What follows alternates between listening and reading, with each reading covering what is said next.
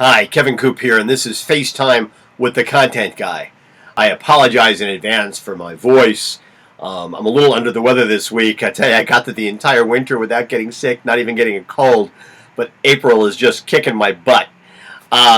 One of the retailing geniuses I've always sort of admired is a fellow named Mickey Drexler.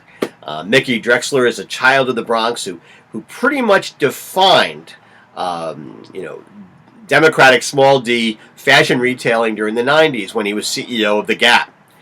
He pretty much invented that company in its modern incarnation, and he established the look and the feel of the Gap that made it so distinctive and so successful. Now, as almost always happens with fashion-oriented chains, there was a time when things were not, clicking on all cylinders, shall we say.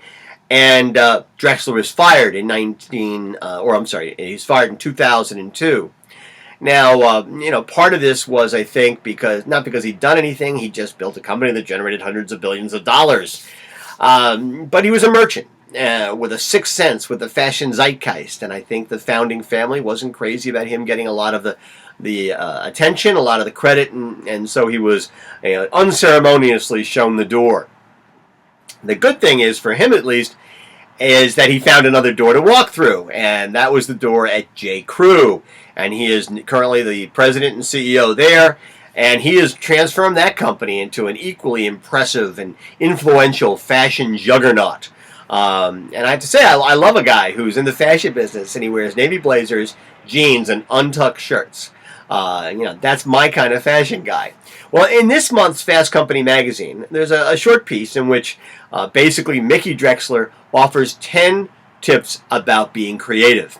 And I'll put a link to the full story in the text version of this commentary, but I did want to share 3 of them. So it's this edition of Fast Company, and basically number 1. He says the companies are in the Stone Ages organizationally. You can tell by the offices. The king is on the top floor, and there are 17 people in front of the king's office. There are layers of bureaucracy. It shouldn't be like that. Number 2, America's companies are built to destroy creativity. He says that if you become the head of a big company today, you're not the youngest person in the world. You have a contract, you have a jet, you have a huge overpaid salary, you get bonuses. Do you think that the CEO is going to screw around with fast creative change? No.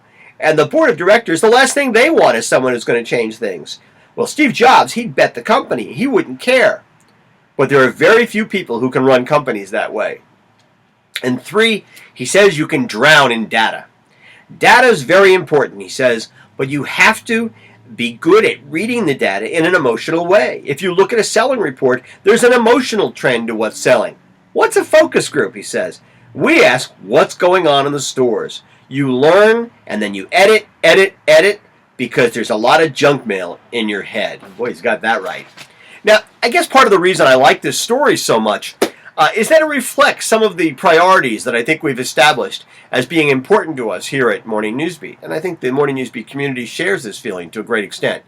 One is that CEOs need to understand that the people on the front lines are both their best ambassadors and their best barometers. Those are 2 very important functions that the people on the front lines play.